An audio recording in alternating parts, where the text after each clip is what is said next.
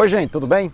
Sejam bem-vindos aqui ao canal Conversa do PH. Neste domingo, ontem eu postei um vídeo aqui colocando a minha visão de o porquê que o Brasil está controlando a pandemia e está começando a sair da pandemia, baseado em alguns dados estatísticos. E aí surgiram duas questões que eu vou explicar melhor nesse vídeo de hoje. Eu sou o Paulo Henrique, biólogo e dentista, mestre e doutor em microbiologia e imunologia, professor universitário, e convido a você que está passando por aqui para se inscrever no nosso canal e se juntar aos mais de 10 mil inscritos aqui no Conversa do PH.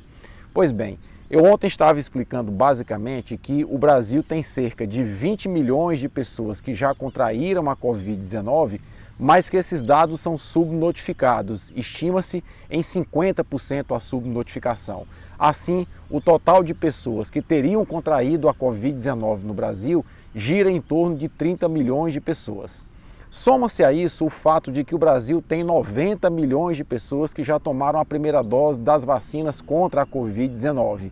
Isso dá um total de aproximadamente 120 milhões de brasileiros com alguma resposta imune ao coronavírus. E isso tem feito com que a doença comece a diminuir o seu ritmo de espalhamento em nosso país. Pois bem, surgiu aqui uma observação, que algumas pessoas desses 90 milhões que já tomaram a primeira dose da vacina também já contraíram a Covid-19, ou seja, haveria uma sobreposição nesses dados que eu apresentei e de fato existe. O meu caso é um exemplo.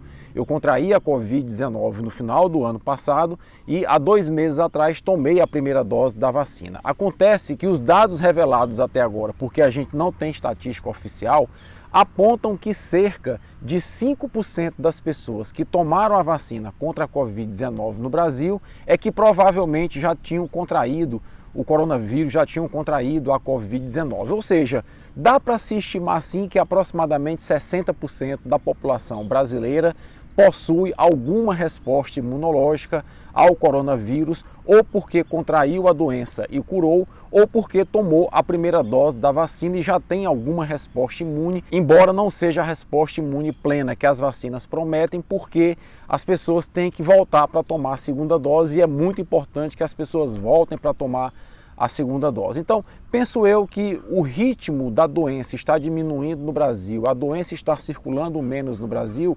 exatamente porque nós temos aproximadamente 60% das pessoas no Brasil com alguma resposta imune contra o coronavírus.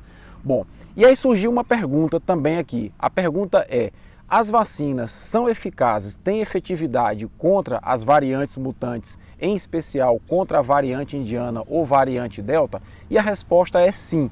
Surgiu um estudo essa semana, publicado na revista Nature, um estudo francês, que mostra que a vacina Pfizer e a AstraZeneca, quando aplicadas em 2 doses, apresentam 95% de eficácia contra a variante Delta ou variante indiana.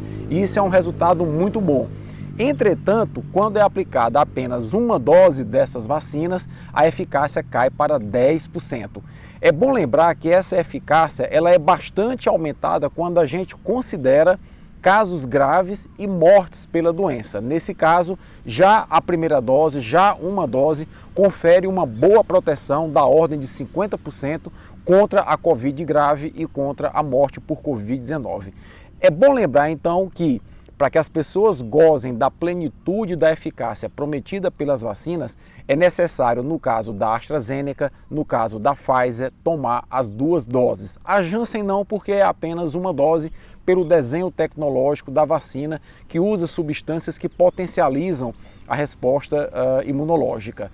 E aí vem uma outra pergunta: e a Coronavac? Não há estudos conclusivos sobre a Coronavac, mas se estima que a Coronavac também tem um papel importante de proteção, mesmo contra a variante Delta, a variante indiana. Lá no Chile, por exemplo, estão aplicando uma 3ª dose, uma dose de reforço da Coronavac, que é a vacina mais utilizada por lá, para prevenir a circulação da variante Delta ou variante indiana, como queiram.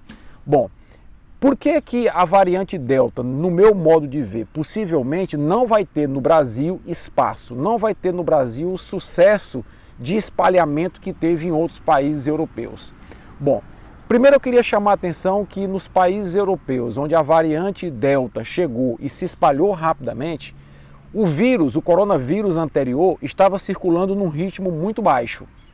Aqui no Brasil, nós temos uma circulação intensa, uma circulação comunitária muito intensa da variante dominante nossa, que é a variante P1 ou variante de Manaus. Então, quando a variante Delta chega aqui no Brasil, ela encontra um cenário diferente do cenário encontrado em alguns países europeus, com baixa circulação do vírus. Aqui, ela encontra uma variante dominante, chamada variante P1, ou variante Gama, como queiram, ou variante de Manaus, e ela vai, de certa forma, encontrar uma competidora pelo espaço, pela circulação em nosso país. Isso eu acho que é um fator que fará com que a variante Delta não circule tão intensamente no Brasil. O segundo fator é o apontado no início desse vídeo. É o fato de que aproximadamente 60% da população brasileira já tem alguma imunidade contra o coronavírus e alguma imunidade contra a variante Delta. Esses dois fatores juntos, que é o fato de que ela vai encontrar a variante Delta, uma variante concorrente aqui no Brasil, que é a variante P1, e vai encontrar uma população que, bem ou mal, já tem cerca de 60% das pessoas com algum tipo de resposta imunológica ao coronavírus, isso fará com que a variante Delta certamente não se estabeleça com a mesma velocidade aqui no Brasil como se estabeleceu em alguns países europeus.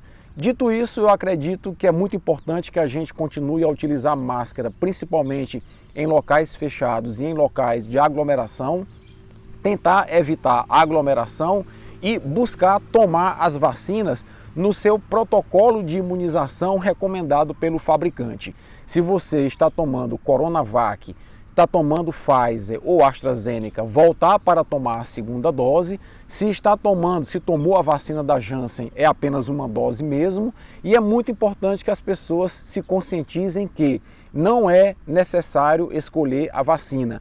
Todas as vacinas que estão sendo aplicadas no Brasil têm a chancela da Anvisa, todas elas têm a eficácia mínima de 50%, que é a eficácia necessária para reduzir a circulação do vírus em nosso meio. Dito isso, tenham todos um bom domingo, um forte abraço e até a próxima.